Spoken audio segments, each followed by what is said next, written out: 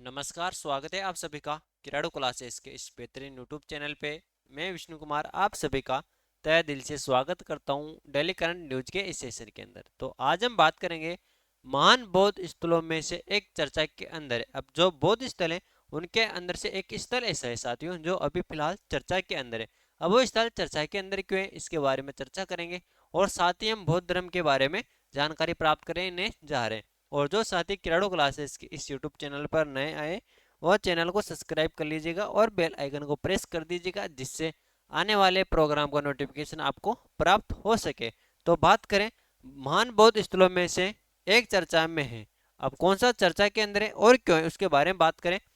हाल ही में भारत के सबसे महान बौद्ध स्थलों में से एक अमरावती ने सबका ध्यान अपनी ओर आकर्षित कर लिया है। हाल ही के अंदर क्या होता है, भारत के सबसे महान बौद्ध स्थलों में से एक स्थल है अमरावती। इसने सबका ध्यान अपनी ओर आकर्षित कर लिया है। अब बात करें, बता दें वर्ष 2015 में आंध्र प्रदेश के मुख्यमंत्री चंद्रबाबू नायडू ने विजयवाड़ा गुंटूर क्षेत्र में एक नई राजधानी बनाने की घोषणा की थी।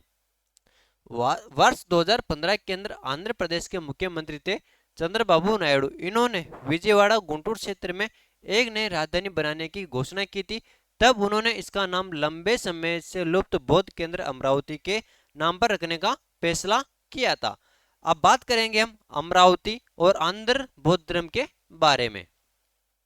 तो बात करें, बौद्ध धर्म का उदय 5वीं शताब्दी ईसा पूर्व में होता है साथियों।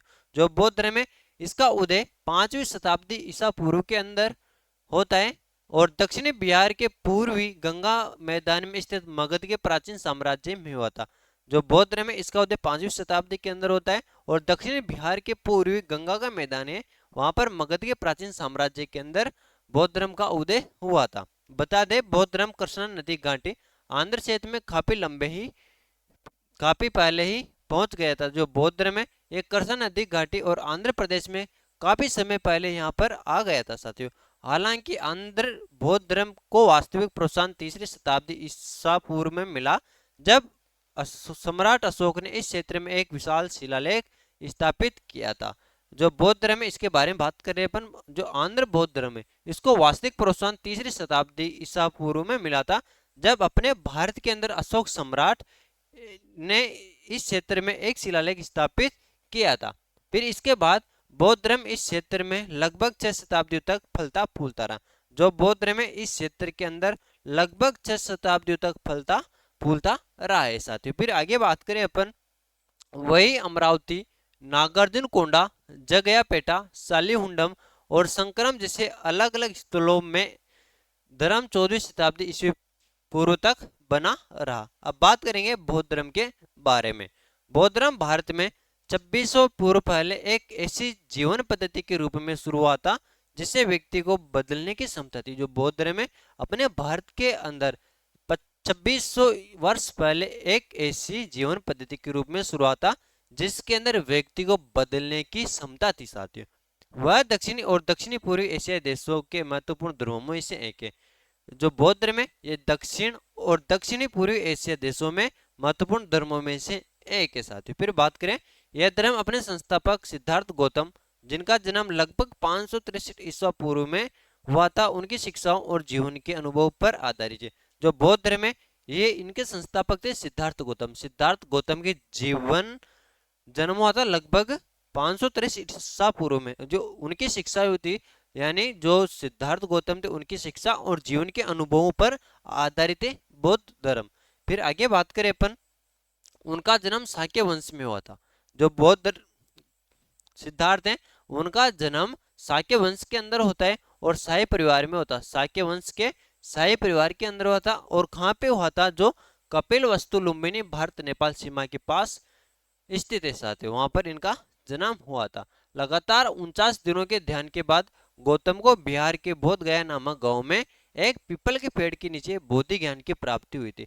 लगातार 49 दिनों तक तपस्या यानी ध्यान के बाद के अंदर गौतम को बिहार के बोध गया नामक स्थान है, कौन सा बोध गया नामक स्थान है, और पीपल के पेड़ के नीचे बोधि ज्ञान की प्राप्ति हुई थी। लगभग 49 दिनों तक इन्होंने ध्यान किया था, तपस्या की थी।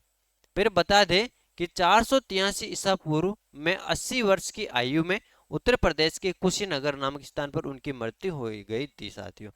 कि जो गौतम है इनकी मृत्यु 483 ईसा पूर्व में 80 वर्ष की आयु के अंदर उत्तर प्रदेश के अंदर एक स्थान है कुशीनगर, वहां पर मृत्यु हो गई थी।